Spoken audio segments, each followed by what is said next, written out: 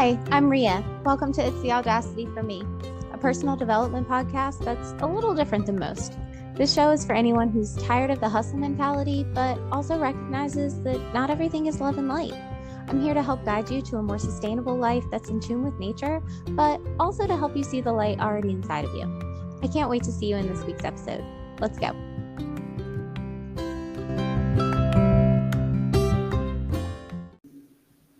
Hey there, welcome back to It's the Audacity for Me. I am your host, Ria Davis, and I am excited to be coming to you with another episode this week. We're talking about a harder topic this week, managing grief and loss without religion. And it's something that I've wanted to cover because it is a really hard topic. It's something that everyone experiences at some point in their lives and something that can leave a lasting impact on a person. It's also something that I just really don't see discussed, mostly because it's tough. It's not sunshine and rainbows, but unfortunately, it is part of the human experience and something that I wanted to cover today. But before we get into that, I wanted to give you just a few updates. I am super excited to have the the Patreon launch. And over there, you can find bonus episodes. Later this week, I will be taking a little trip to Rosa Parks' childhood home and doing a video tour over on Patreon. So if you haven't joined already and you're interested in bonus content like that and bonus episodes, please head over there. I'll put the link in the show notes and you can check out that content over there. Also, don't forget to follow on TikTok, and I also am uploading the podcast episodes to YouTube. I don't have any real extra content over there, but I hope to do some more videos soon. Which leads me to my next update, something that I'm really, really excited about, something that I haven't mentioned to anyone, and something that I'm just getting started with. So I don't have a ton of details on it right now. But I have recently fell in love with a place in the city that I work in. And it is a really, really old cemetery. If you don't know already, I just really enjoy cemeteries. I find them very peaceful and I don't know. I just like to spend my time there. So I found this really, really cool cemetery. And there is a section of it that was dedicated to slavery and burials of enslaved people. Now, the city hasn't done a great job of honoring these people. And one of the plaques really only pays homage to the person that gave up her land for this to happen, not so much the people that are buried on it. So I really am disturbed by that on a whole nother level. The plaques themselves talk about how the people there are unknown but not forgotten, and we know the numbers, but not the names of these people. Well, I really love history, and I've always enjoyed looking through historical documents and just doing historical research. And going through the archives, there is a way to name these people through land records, through deeds, through wills, even through the sales records, which is horrible, but those records exist. And I've been able to possibly find a list of names that could be the enslaved people buried there. So my goal really is to be able to tell their stories, be able to give them names and honor them as the human beings that they were, instead of as it is now, just kind of looking out at an empty hill. It's especially sad when you look at this empty hill with no markers or anything, and you turn directly to your right and you see these just outlandish, huge monuments made of all kinds of stone and marble, and it's insane. That I really want to cover more about that cemetery and talk more about that, but my focus specifically is to find the names of these people and to honor them as the people they were. So if you're interested in hearing more about that, make sure that you are subscribed to the podcast or YouTube or TikTok or something. And I will definitely be sharing more about that as more information arises. With that being said, though, if you're interested in bonus content, make sure you check out Patreon, where I'm going to be posting a lot more of this deeper content, I guess I could say. All right, so on to today's topic. Today, I want to talk about grief, specifically without the context of religion. As someone who isn't religious and who has experienced grief, it just really didn't sit well with me when I was hearing all of the religious well wishes as I'm grieving. They all felt really impersonal, like, oh, thoughts and prayers.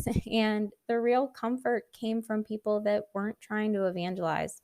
They were just people who were willing to sit in the uncomfortableness of silence. And that's really what led me to today's episode. This episode is for anyone that's experienced grief and they might need some comfort outside of thoughts and prayers.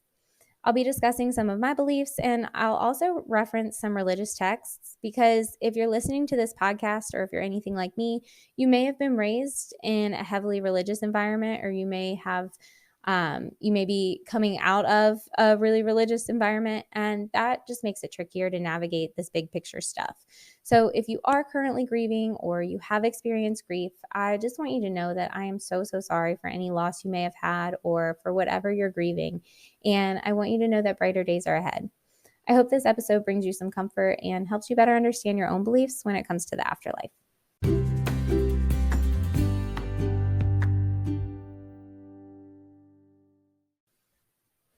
When you see a living, breathing human, there's an energy that they have. Think about how you walk into a room. You might feel excitement or tension or the sadness of a group. If you smile at someone, it can uplift them and change their mood or their energy, impacting far more than just the two of you. So when you think about a person who's passed away, or more specifically their body, there's no energy there. There's no movement, no signs of life. No matter what you believe, I think we can all agree that there's a distinct difference between someone who's alive and someone who's not.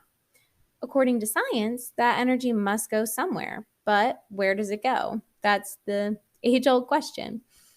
In an NPR interview, physicist Aaron Freeman says, you want a physicist to speak at your funeral. You want the physicist to talk to your grieving family about the conservation of energy so they will understand that your energy has not died.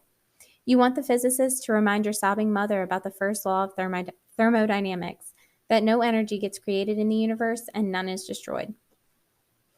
So the law of conservation of energy states that energy can neither be created nor destroyed. It can only be converted from one form to another form. Although I'm not a religious person, I don't think the Bible was totally wrong, just like I don't think any other religious text had it wrong either. And for context, I don't really believe in right and wrong per se. I think that there's a varying range of perspectives, and it's really all part of the same scale. Like if you think of hot and cold, they're both measurements of temperature, and they're really not opposites. They're just different ends of the same spectrum.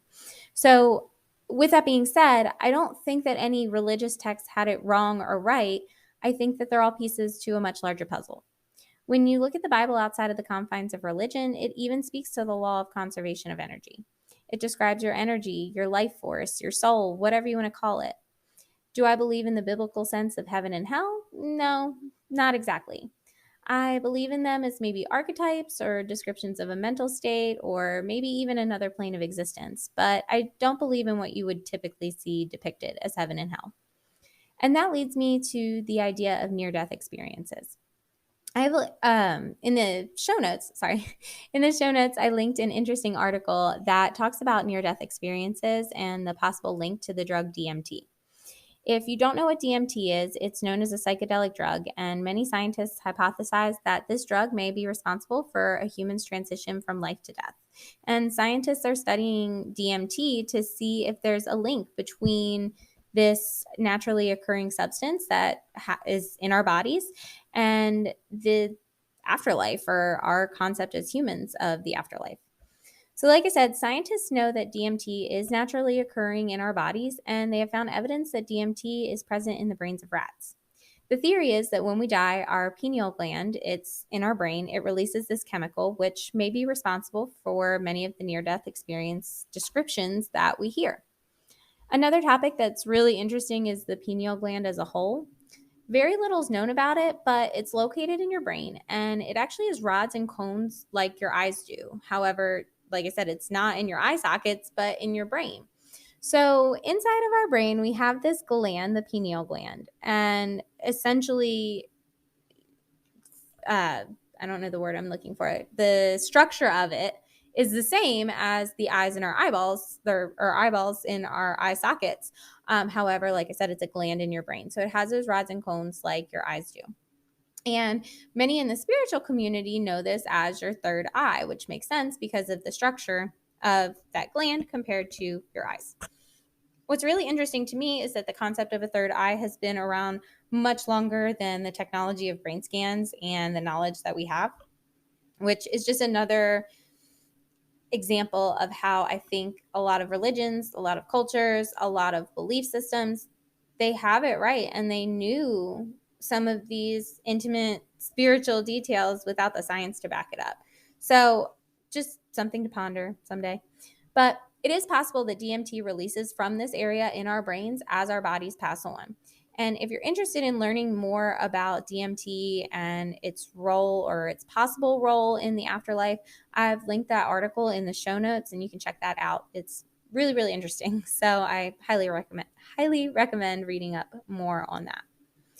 Now that we've covered some of the science surrounding life and death, let's take a quick break. And when we come back, I'm going to cover some cultural beliefs around the concept of death.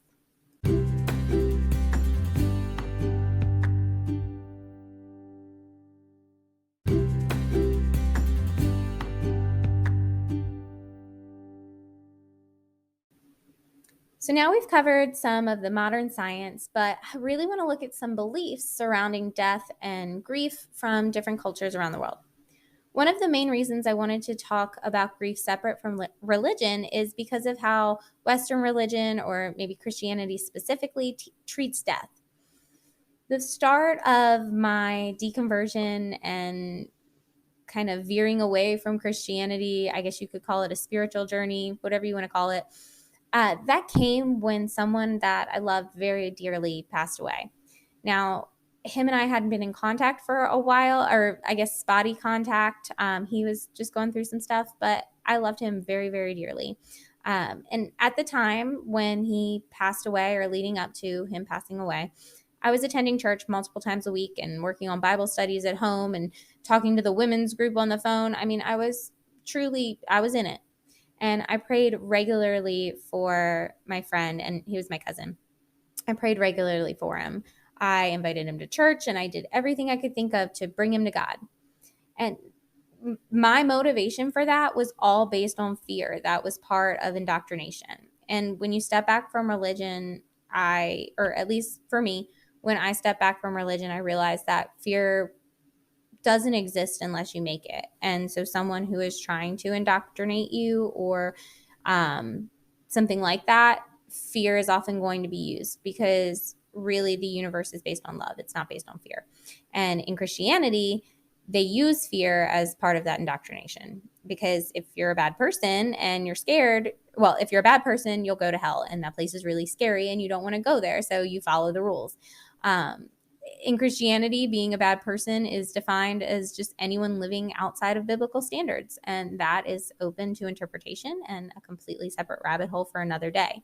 So essentially, you have a list of rules, but you're not totally sure if those are the real rules you're supposed to follow, or if they were badly translated. You really don't know. You have to go on faith. But again, different rabbit hole for a different day. Back to the story of my cousin. So he never took me up on my offer to go to church or for me to evangelize him. And he did eventually relapse and pass away a little over 2 years ago now. At that time, no one from church had reached out. They knew full and well how much he meant to me. Mind you, I'd already stopped going to church at this point, but this was kind of like the final moment for me. They all knew how much he meant to me, and they didn't reach out or offer up thoughts and prayers. But I know why. And I don't blame them. They didn't reach out because what were they going to tell me? That I couldn't save him and he's burning in the fiery pit of hell now? That wouldn't have gone over well. That's not a nice thing to say. But within that religion, what would you say? There's nothing else you could say after the preaching that you've done, and then now he's gone. So I say all that to just share that I know where you're coming from if you've had a situation like this, or you've been made to feel some type of way from indoctrination or religious trauma. I just want you to know that I know where you're coming from. And when I say this, I'm not specifically talking about my cousin. and close friend. But in general, if someone has circumstances that happen that are out of their control and they, quote, sin because of it, or they're a sinner, why should they go to hell? The prime example that I would bring up when I'm in the church, or when I was in the church, was, what if someone is hungry and they haven't eaten and they have no money and they have to steal to get food? Does that make them a sinner because they're stealing, even though they were made to have this basic human need of eating? Um, and I don't really have the answer to that question, except for that's why stepping out of the religious context helped me to understand all of this so much better. So I just want to reiterate, though, if you've had a similar situation or have ever been made, just if you've ever experienced this religious trauma or this fear from indoctrination, I'm really, really sorry that you had to experience that too. And processing grief in that context, it just adds a whole extra layer of stuff that has to be processed. And please know that I truly believe your loved one is able to be with you now, and they don't have those human limitations of only being able to see you when their human body was able to. Their spirit and their love will always be with you and live on through you. And I promise that this world and this universe are amazing, beautiful places that are built on love, not built on condemnation. So, outside of Western Christianity, how do other cultures and belief systems view death? I'm going to attach another article that I found that gives really great information on a ton of different cultures and areas and all of that and their death practices. But there's a few that I wanted to mention specifically. In many African death rituals, the focus is on the connection with their ancestors, and many don't see death as a final destination. In South American nations, Dia de los Muertos is celebrated to honor and commune with family members who have passed on. In China, there's the Hungry Ghost Festival that celebrates ancestors while also performing rituals to keep the not-so-friendly ghosts away.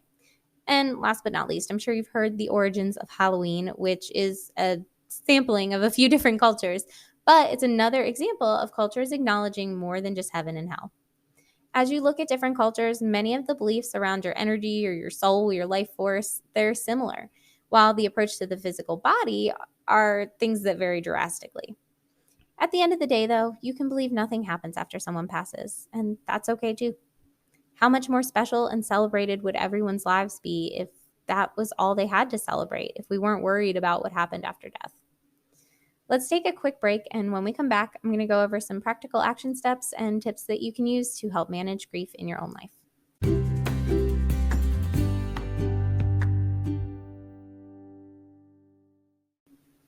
So I've shared with you some of my beliefs and my ideas and beliefs and all of that from around the world, and also some of the science behind this stuff.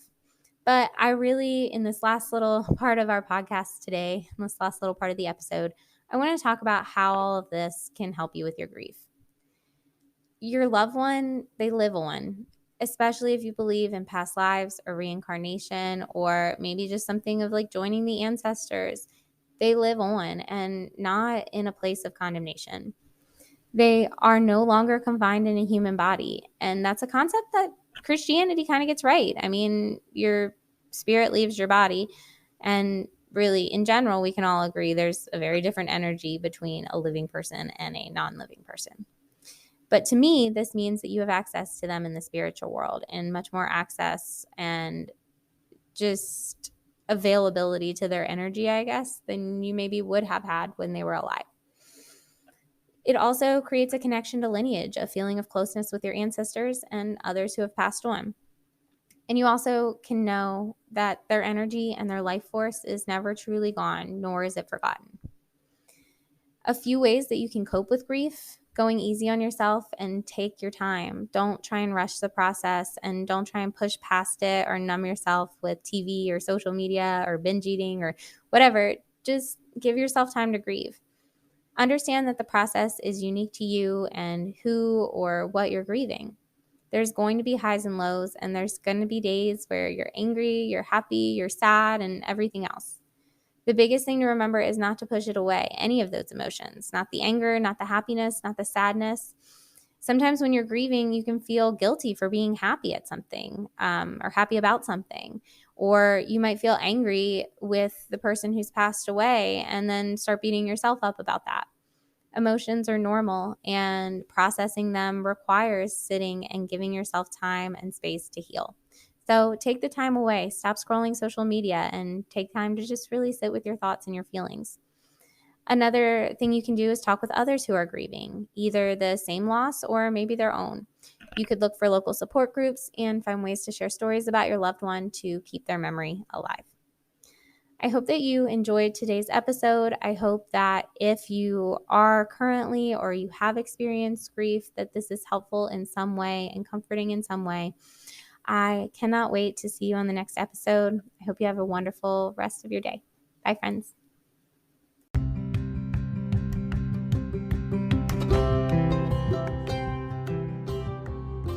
If you enjoyed today's episode, let's connect. You can find me on all the socials, but primarily check me out over on TikTok. You can also look at the show notes for links from today's episodes to connect further and to support and unlock bonus content over on Patreon. I can't wait to connect with you soon. Bye.